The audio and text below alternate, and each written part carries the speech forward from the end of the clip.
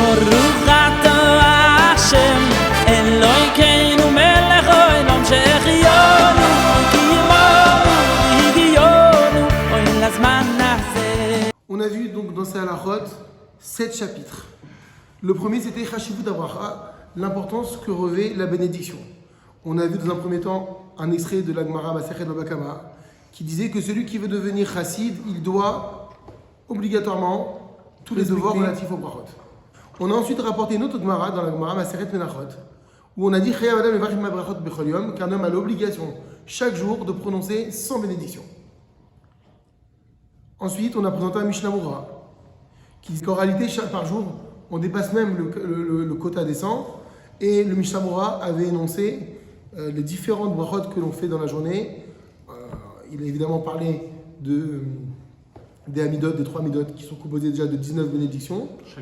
Chacune, donc ça fait 3 amidot, ça fait 57 brachot, plus les brachot du matin et celles que l'on fait pendant les différents repas. Donc on arrive très facilement au quota des 100, voire même qu'on le dépasse.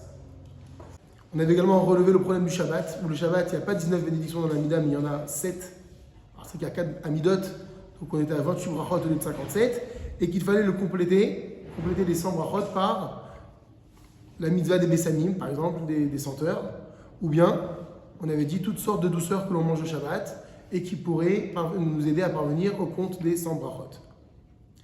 Le Maharal de Prague avait dit Alida brachot shem shamayim shagur befiv shel adam. Grâce aux bénédictions, un homme prend l'habitude d'avoir le nom d'Hachem fréquent dans sa bouche. Et le Rambam avait dit Matarat ribouy abrachot sheizkor et aboré tamid. L'objectif de cette multitude de bénédictions, c'est effectivement de se rappeler constamment de la présence du Créateur. On est arrivé à une deuxième partie. C'était Kitzad Yachol Adam Levarech et Hashem. Comment est-ce qu'on peut dire qu'un homme il va faire une bracha pour Hashem? Littéralement, comment est-ce qu'un homme il peut bénir Hashem?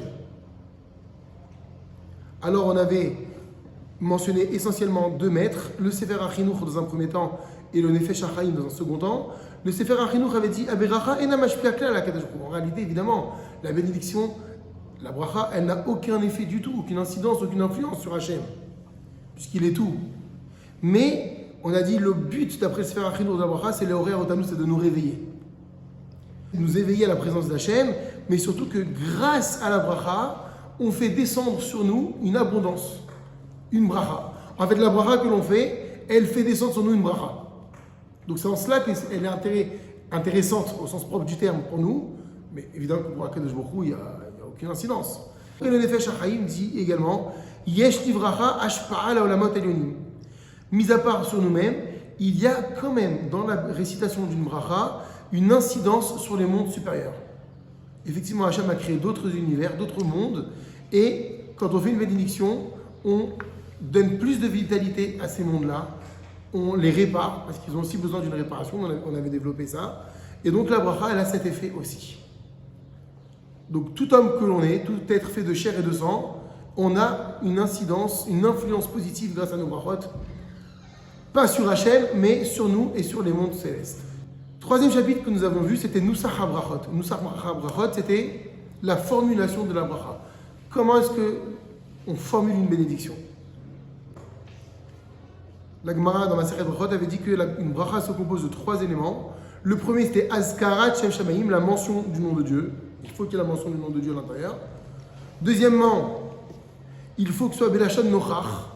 Il faut que l'on dise Ata, tu. Il faut qu'on s'adresse à Hachem. Prendre conscience qu'Hachem est vraiment devant nous.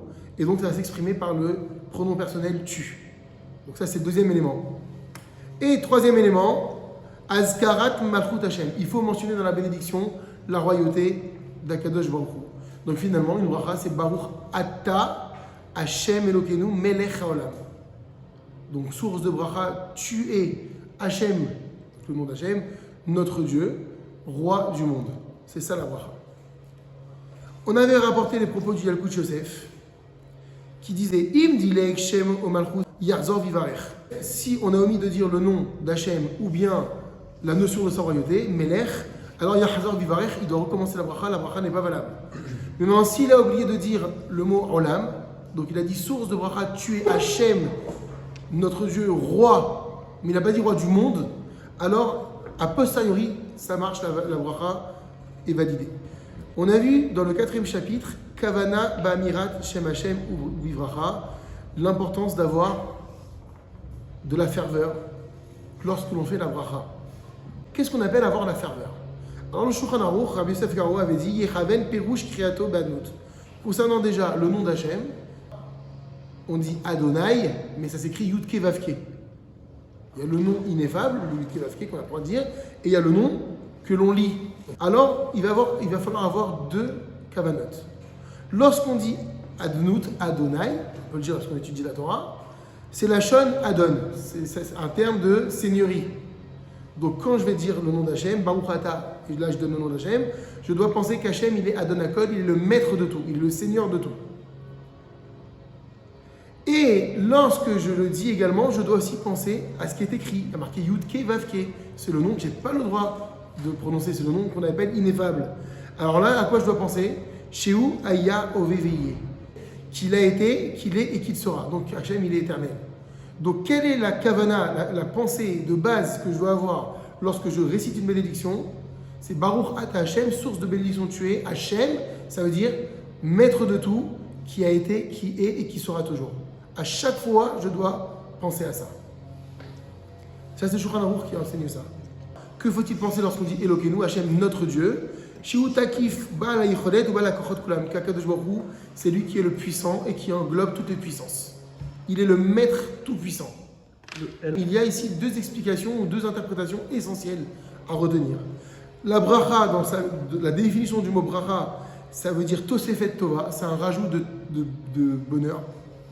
C'est-à-dire que quand je vais demander une bracha, par exemple, à Hachem ou même à un tzaddik, qu'est-ce qu'on lui demande finalement?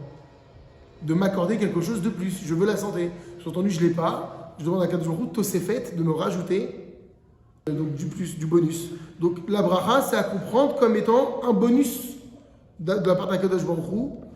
Et il y a une deuxième explication. Tefila Vagadat Tidot. La bracha, ça se définit également comme étant une prière sur quelque chose que j'espère avoir. Ensuite, on a vu 5e chapitre, Rikouz, la concentration qu'il faut avoir pendant la bracha.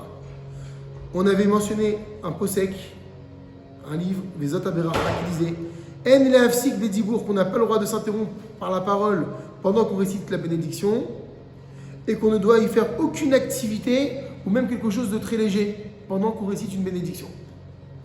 On avait donné l'exemple de ranger la table, de débarrasser, ou ne serait-ce de déplacer une assiette. On a dit qu'il serait permis, pendant qu'on fait la bracha, de se déplacer, de marcher. Ce n'est pas considéré comme une interruption. Et qu'on aurait le droit, bien qu'on avait dit qu'on n'a pas le droit de faire de clin d'œil ou de gestes pendant le Birkat Hamazon ou pendant n'importe quel autre bracha, mais on aurait le droit de faire des gestes pour dire qu'on ne veut pas être dérangé pendant cette bénédiction. La seule façon où j'aurais le droit de faire des gestes, c'est... Attends, 2 secondes. Si on a dit qu'il y a quelqu'un qui vient nous dire bonjour ou qui veut venir nous parler, on peut lui faire un geste de la main en lui disant « Attends que je termine ». Mais je n'ai pas pour autant le droit de parler. Un clin d'œil est interdit si ce n'est pour ne pas être dérangé pendant ma bénédiction. Le Yalkut Joseph avait dit, concernant le Birkat Hamazon et la bracha finale de la Mechia, on ne s'interrompt pas si on entend le Kaddish à ce moment-là ou la Kedusha. Donc admettons, moi, j'ai prié lors du premier office du matin. Je prends mon petit déjeuner, je fais Birkat. Le deuxième office il commence en attendant et il y a un Kaddish qui est dit, je ne réponds pas au Kaddish. Ni même à la Kedusha. Concernant les autres brachot des Rabbanan, qui sont longues, on a dit comme Asher Yatzar, comme quoi encore? Comme Elokai Neshama Shnata, c'est la bracha qui vient en préambule des brachot du matin, comme Boré Nefashot. Alors, toutes ces brachot-là, qu'est-ce qu'on a dit? On peut s'interrompre en plein milieu, si on entend le Kaddish ou la Kedusha, mais à condition qu'il ait commencé un petit peu la bracha. On avait donné l'exemple d'Asher Yatzar, c'est la bracha qu'on fait en sortant des toilettes. Baruch Ata Hashem Elokeinu melech haolam, elle est longue cette bracha. Asher Yatzar et Adam et Chokma uvara vonegavin et gavin et nanana. Si maintenant je suis en plein milieu de la bracha et j'entends Asher Yatzar, c'est-à-dire quoi en plein milieu? Si j'ai eu le temps de dire Baruch Ata Hashem Elokeinu melech haolam, Asher Yatzar et Adam, donc j'ai commencé la bracha, là je peux m'arrêter et répondre au Kaddish. Mais si je n'ai que dit Baruch Ata Hashem Elokeinu melech haolam, mais je n'ai pas commencé le noyau de la bracha, la raison, le sujet de la bracha, Là, par contre, je n'aurai pas le droit de m'interrompre pour répondre Amen ou à la Kedusha. C'est marrant. Ensuite, on a vu dans un 6e temps C'est que pour la gravité de profiter du monde sans faire la bracha. On avait rapporté la Gemara dans Maseret Brachot qui mettait un point d'honneur sur la bracha et combien c'était grave de profiter de quelque chose dans ce monde sans avoir fait la bracha avant. On avait même parlé de profanation, de quelque chose qui est sacré. C'est comme si on avait profité de quelque chose qu'on avait consacré au temple à l'époque, ce qui était grave. Et enfin, dernier chapitre, c'était Achanot Tifnei Bracha, les préparatifs relatifs à la bénédiction. On a dit essentiellement Tsarich Sheyeh Piv Naki, il faut que sa bouche soit propre, donc l'obligation de rincer sa bouche avant et qu'elle soit vide de toute autre chose. Deuxièmement, En Levarer Bigul Rosh, qu'on ne doit pas réciter de bracha la tête découverte. Et enfin, En Levarer Kachar Yadav Enan Nekirot, on n'a pas le droit de réciter de bracha si nos mains ne sont pas propres.